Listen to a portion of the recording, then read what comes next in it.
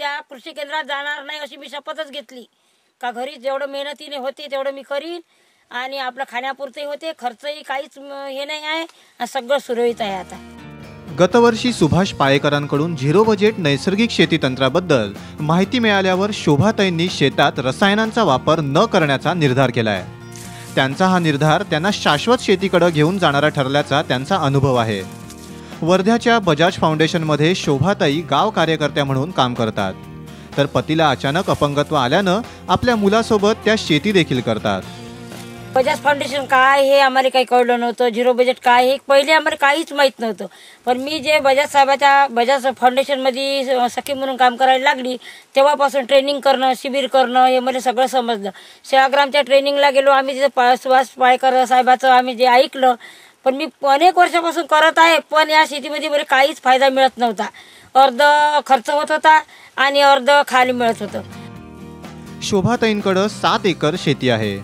ही शेती त्या रासायनिक पद्धतीनं करत होत्या, पण खतांच्या वाढत्या खर्चानं त्या हैराण झाल्या होत्या। अशात बजाज फाउंडेशननं रसायनमुक्त शेतीच्या प्रचारासाठी सुभाष पाळेकरांचं मार्गदर्शन शिबिर ठेवलं होतं। या शिबिरात त्यांना रसायनमुक्त आणि खर्चमुक्त शेतीचा राजमार्ग सापडला। त्यांच्याकडे 2011 मध्ये 1.5 एकरांवर 3 फूट बाय अर्धा फुटांवर लावलेल्या 265 वाणाचा ऊस होता। गतवर्षी या ऊसाची कटाई झाल्यानंतर त्यांनी जीवामृत आणि मल्चिंगच्या मदतीनं ऊस शेतीला सुरुवात केली। गेल्या वर्षीपासून जे ऐकलं आणि पूर्ण जे शेतीचं काम करायला लागली, ऊसाचे म्हणजे पहिले रसायन टाकलं होतं, त्याच्यामध्ये आम्हाला म्हणजे तसा काही फायदा झाला नाही। आणि त्याच्यानंतर जे कटाई केली आणि जीवनामृत चालू केलं, झिरो बजेटच्या शेतीकडे वळलो, त्यामुळे आता माझा ऊस इतका चांगला आहे, जाडीलाही आहे आणि उंचही वाढला आणि क्वालिटी खूप सुंदर आहे त्याचीवाली।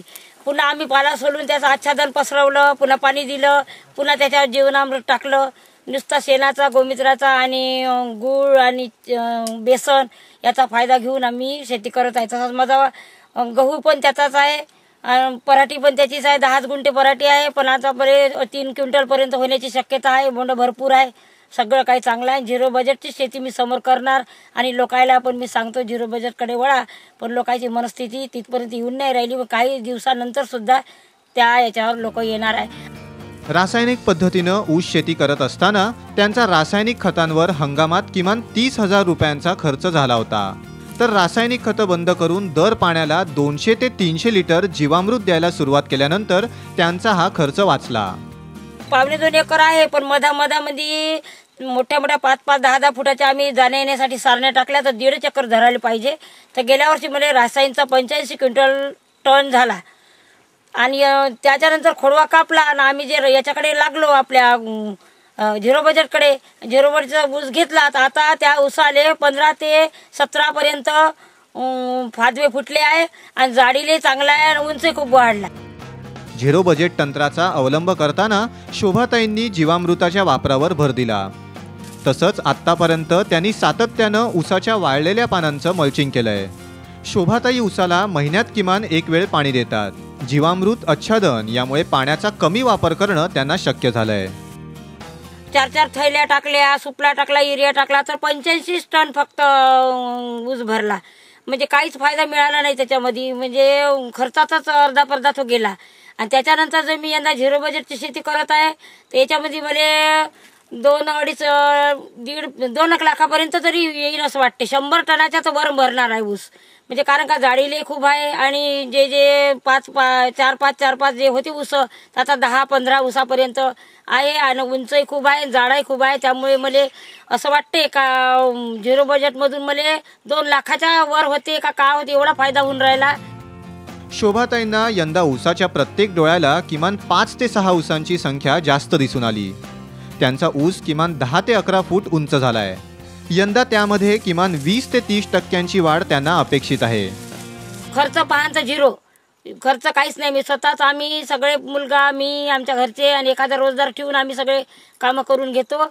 तसंच लोकांनी सुद्धा या झिरो बजेटकडे लक्ष देऊन झिरो बजेटकडे वळाले पाहिजे आणि रासायनिक शेती सोडून देऊन याच्यामध्ये म्हणजे खर्च न जाता, खर्च काहीच होत नाही, स्वतः करून घ्यायचं।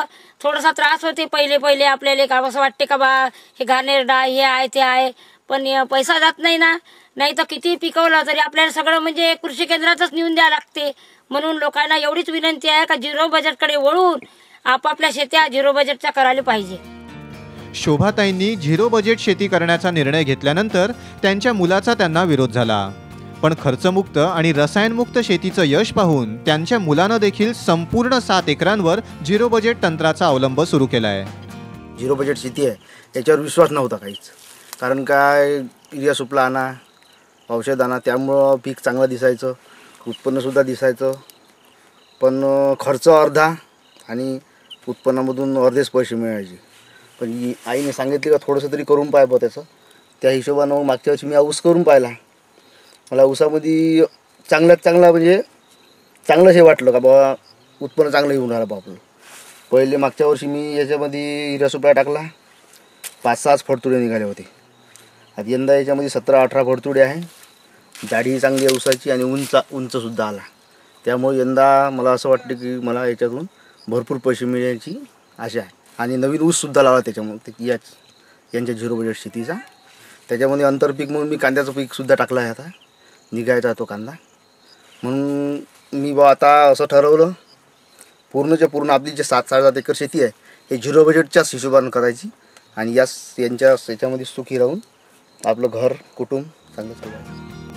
शोभाताईंनी झिरो बजेट तंत्राचा अवलंब करण्यामागं बजाज फाउंडेशनची विषमुक्त शेती चळवळ उपयुक्त ठरली आहे. रासायनिक खतं, कीडनाशकं यांच्या वाढत्या खर्चानं आज प्रत्येक शेतकरी त्रस्त आहे. अशावेळी जीवामृत, दशपर्णीसारख्या निविष्ठा पाळेकरांच्या तंत्रानं घरगुती बनवून त्याचा शेतीत यशस्वी वापर करण्याविषयी बजाज फाउंडेशन वर्धा जिल्ह्यातल्या शेतकऱ्यांना प्रेरित करतंय. आज शोभाताईंप्रमाणे जिल्ह्यातले किमान 30 शेतकरी आपल्या संपूर्ण क्षेत्रावर रसायनमुक्त शेती करतायत. वर्धा जिल्ह्यातले जवळपास 450 शेतकऱ्यांनी या कार्यशाळेचा लाभ घेतला. त्यातच शिंगारवाडीच्या शोभाताई ढवळे सुद्धा होत्या. त्या महिला असून सुद्धा त्यांनी झिरो बजेट नैसर्गिक शेतीचा अवलंब केला आणि गेल्या वर्षीपासून त्या या प्रकारे शेती करतायत. तर त्यांचा या वर्षीचा अनुभव बघता पीक त्यांना भरघोस दिसत आहेत. त्यांनी हा प्रयोग ऊसासाठी चालू केला. तर या ऊसाच्या पिकाचं उत्पन्न मागच्या वर्षीचा जो रासायनिक शेतीचा ऊस होता त्यापेक्षा हा समाधानकारक आहे. जे मागच्या वर्षी फुटवे होते त्याच्यापेक्षा दुप्पट तिप्पट फुटवे आज दिसत आहेत. जाडीला चांगला आहेत आणि उत्पन्नसुद्धा चांगलं येतील अशी अपेक्षा दिसते.